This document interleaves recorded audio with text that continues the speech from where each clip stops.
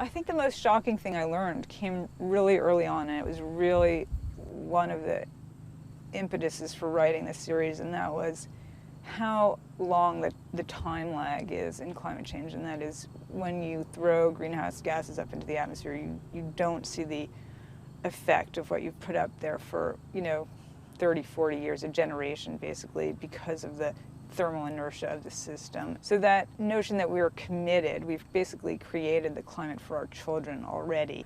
I don't think that that is well understood. It wasn't understood by me, and I think that was one of the things that really, shocked me and, compelled me to try to write about it, because these changes that we're making, we're not even going to necessarily see them in our own lifetime, but our kids are going to see them, and it seems like people really ought to be aware of that.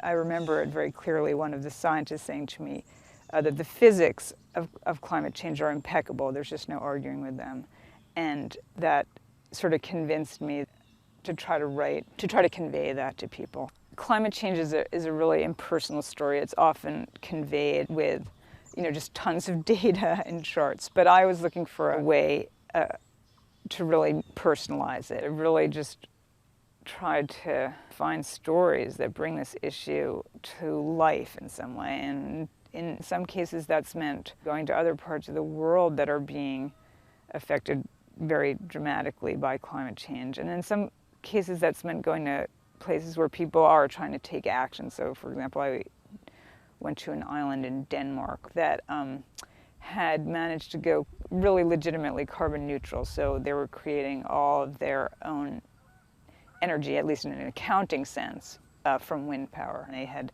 all sort of pooled their resources to put up these incredible wind turbines, enormous wind turbines. And it was very impressive and inspiring. And I see my role as a translator, really, between the people who are out there in the field gathering the information, and often it appears in scientific publications that only other scientists read,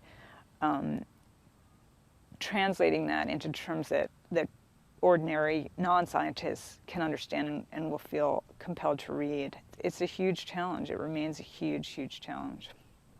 The question of how people will look back on this moment is a really interesting one, and no one has a crystal ball,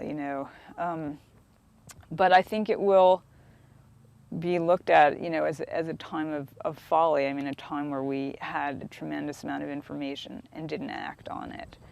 And I think that that's the real indictment of our time.